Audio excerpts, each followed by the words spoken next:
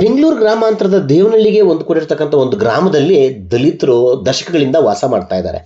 ದೇವನಹಳ್ಳಿ ದಲಿತ ಮೀಸಲು ಕ್ಷೇತ್ರ. ಇಲ್ಲಿ ದಲಿತರೇ ಆಗಿರ್ತಕ್ಕಂಥ KH ಮುನಿಯಪ್ಪನವರು ಉಸ್ತುವಾರಿ ಸಚಿವರು. ಆದರೂ ದಲಿತ ಕುಟುಂಬಗಳ ದಶಕಗಳ ಸಮಸ್ಯೆ ಇತ್ಯರ್ಥ ಆಗಿಲ್ಲ. ನೂರಾರು ಜನ ವಾಸ ಮಾಡ್ತಾ ಇದ್ರು. ಅವ್ರ ಸಮಸ್ಯೆ ಅಧಿಕಾರಿಗಳನ್ನು ಕೇಳಿದ್ರು, ಮಿನಿಸ್ಟ್ರಿಗಳು ಕೇಳಿದ್ರು, MLA ಕೇಳಿದ್ರು, KH ಮುನಿಯಪ್ಪನವ್ರನ್ನು ಕೇಳಿದ್ರು, ಸಮಸ್ಯೆ ಇತ್ಯರ್ಥ ಆಗಿಲ್ಲ. ಹಾಗಾದ್ರೆ ಅವ್ರ ಸಮಸ್ಯೆ ಏನು? ಯಾಕೆ ಅವರು ನೊಂದು ಬೆಂದೋಗಿದ್ದಾರೆ? ಈ ಬಗ್ಗೆ ನಮ್ಮ ಪ್ರತಿನಿಧಿ ಸುರೇಶ್ ಬಾಬು ಒಂದು ಪ್ರತ್ಯಕ್ಷ ವರದಿ ಕೊಟ್ಟಿದ್ದಾರೆ. ಬನ್ನಿ ನೋಡೋಣ. ಸರ್ವಂ ಮನಿಮಯಂ, ಸರ್ವಂ ಓಟುಮಯಂ, ಸರ್ವಂ ರಾಜಕೀಯ ಮಯಂ ಆಗಿರುವಂಥ ಈ ಕಾಲಘಟ್ಟದಲ್ಲಿ ನೂರಾರು ವರ್ಷಗಳಿಂದ 3-4 ತಲೆಮಾರುಗಳ ಜನ ಇಲ್ಲಿ ವಾಸ ಮಾಡ್ತಾ ಇದ್ದಾರೆ. ಆದರೆ ಇವರಿಗೆ ಹಕ್ಕುಪತ್ರ ಕೊಟ್ಟಿಲ್ಲ.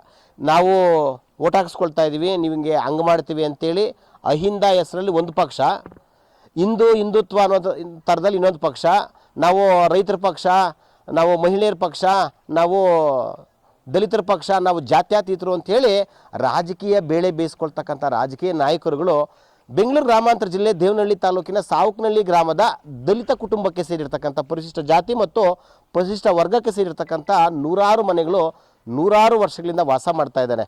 ನಮ್ಮ ಎಡಭಾಗಕ್ಕೆ ತೋರಿಸೋದಾದರೆ ನೋಡಿ, ಈ ಹೆಂಚಿನ ಮನೆ ಕಡಿಮೆ ಅಂದರೆ 40-50 ವರ್ಷಗಳಾಗಿರೋವಂಥ ಹೆಂಚಿನ ಮನೆ.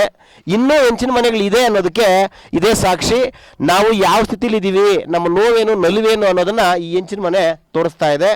ಅನೇಕ ಜನ ಈಗ ತಂದೆ ಆಯಿತು, ತಾತ ಆಯಿತು, ಮಕ್ಕಳು ಮೊಮ್ಮಕ್ಕಳು ಎಲ್ಲರೂ ಸಹ ಈ ಮನೆಗಳು ಕಟ್ಕೊಂಡು 10 ವರ್ಷಗಳಿಂದ ಇಲ್ಲಿ ಬಾಳಿ ಬದುಕ್ತಾ ಇದ್ದಾರೆ.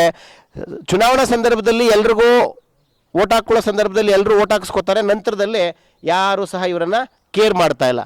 ಇವತ್ತು ವಿಶ್ವನಾಥಪುರ ಪೊಲೀಸ್ ಠಾಣಾ ವ್ಯಾಪ್ತಿಯ ಏನು ಸಾವುಕನಹಳ್ಳಿ ಗ್ರಾಮದಲ್ಲಿಂದು ಪೊಲೀಸರು ಕುಂದುಕೊರತೆ ಸಭೆಯನ್ನು ಏರ್ಪಡಿಸಿರ್ತಕ್ಕಂಥದ್ದು. ಪರಿಶಿಷ್ಟ ಜಾತಿ ಮತ್ತು ಪರಿಶಿಷ್ಟ ಪಂಗಡಗಳಿಗೆ ಸೇರಿರ್ತಕ್ಕಂಥ ಜನಸಾಮಾನ್ಯರ ಅಳಲೇನು, ಅವ್ರ ನೋವೇನು, ಅವ್ರ ದುಃಖ ಏನು, ಅವ್ರ ದುಮ್ಮಾನ ಏನು ಅನ್ನೋ ಸಂಬಂಧ ಪೊಲೀಸರು ಸಾರ್ವಜನಿಕರ ಜೊತೆ ಇವತ್ತು ಕುಂದುಕೊರತೆ ಸಭೆಯನ್ನು ಏರ್ಪಡಿಸಿದರು. ಈ ನಿಟ್ಟಿನಲ್ಲಿ ಸಾರ್ವಜನಿಕರ ಕುಂದುಕೊರತೆಗಳೇನು, ಅದಕ್ಕೆ ಪೊಲೀಸರ ಪ್ರತಿಕ್ರಿಯೆ ಏನು ಅನ್ನೋದ್ರ ಬಗ್ಗೆ ಇಲ್ಲೊಬ್ಬ ಮುಖಂಡ ಮಾತಾಡ್ಸೋಣ. ಸರ್ ನಮಸ್ತೆ. ಇವತ್ತೇನಾಯಿತು ಇಲ್ಲಿ? ಪೊಲೀಸರಿಂದ ನಿಮ್ಗೇನು ಭರವಸೆ ಸಿಕ್ತು? ಪೊಲೀಸ್ ಇಲಾಖೆ ನಮ್ಮ ಭರವಸೆಗೆಲ್ಲ ನಾವು ಪುಂದಿಸಿದ್ದಾರೆ. ಅವರಿಗೆ ಧನ್ಯವಾದಗಳು ಹೇಳ್ತೀವಿ ಪೊಲೀಸ್ ಇಲಾಖೆಗೆ. DSP ಸಾಹೇಬರು ಇರ್ಬೋದು, ಸರ್ಕಲ್ ಇನ್ಸ್ಪೆಕ್ಟರ್ ಇರ್ಬೋದು, ನಮಗೆಲ್ಲದಕ್ಕೂ ನಾನು ಅನುಕೂಲ ಮಾಡಿಕೊಡ್ತೀನಪ್ಪ ಅಂತ ಹೇಳಿದ್ದಾರೆ. ಸಂಬಂಧಪಟ್ಟವ್ರಿಗೆ ಲೆಟ್ರ್ ಹಾಕ್ತೀನಿ ಅಂತ ಹೇಳಿದ್ದಾರೆ. ನಮ್ಮ ಗ್ರಾಮದಲ್ಲಿ ವಾಸವಾಗಿರುವಂಥ ಸುಮಾರು 225-300 ಜನ ಇದ್ದಾರೆ. ಅವ್ರಿಗೆ ಹಕ್ಕುಪತ್ರ ಯಾವುದೇ ರೀತಿ ಹಕ್ಕುಪತ್ರ ಇಲ್ಲ ಮನೆಗೆ. ಮತ್ತು ಬ್ಯಾಗ ಜೊತೆ ಕರೆಂಟು ಇಲ್ಲ, ಅಥವಾ ಕರೆಂಟ್ ಮೀಟ್ರ್ ಇಲ್ಲ. ಕೆಲವು ಮನೆ ಕರೆಂಟ್ ಇದೆ, ಕರೆಂಟ್ ಮೀಟ್ರ್ ಇಲ್ಲ ಕೆಲವು ಮನೆಗೆ. ಆ ಥರ ಆಗಿದೆ ಸರ್. ದಯಮಾಡಿ ನಾವು ಕೇಳ್ಕೊಳ್ಳೋದು ಸರ್ಕಾರನ ಇಷ್ಟೇ ಸರ್. ನಮ್ಮ ಮನೆಗಳಿಗೆ ಹಕ್ಕುಪತ್ರ ನೀಡಬೇಕಂತ ನಾವು ಕೇಳ್ಕೊತಾ ಇದ್ದೀವಿ. ಬೆಳಕು ಕೊಡಬೇಕಂತಲೂ ಕೇಳ್ಕೊತಾ ಇದ್ದೀರಿ, ಭಾಗ್ಯ ಜೊತೆ ಬೆಳಕು. ಇಲ್ಲಾಂದರೆ ಮುಂದಿನ ದಿನಗಳಲ್ಲಿ ಉಗ್ರ ಹೋರಾಟ ಮಾಡಬೇಕಾಗ್ತದೆ ಸರ್ ರಾಜ್ಯಾದ್ಯಂತ ಸರ್. ಆಮೇಲೆ ಮುಂದಿನ ಮತ್ತು ಸೋಮವಾರ ಅಥವಾ ಮಂಗಳವಾರ ಜಿಲ್ಲಾಧಿಕಾರಿಗಳನ್ನ ಮೀಟ್ ಮಾಡೋಕೋತಾ ಇದ್ದೀರಿ. ಇದೇ ವಿಷಯದಲ್ಲಿ ಹೋಗ್ಬಿಟ್ಟು ಅವ್ರಿಗೂ ಮನವಿ ಕೊಡ್ತೀರಿ.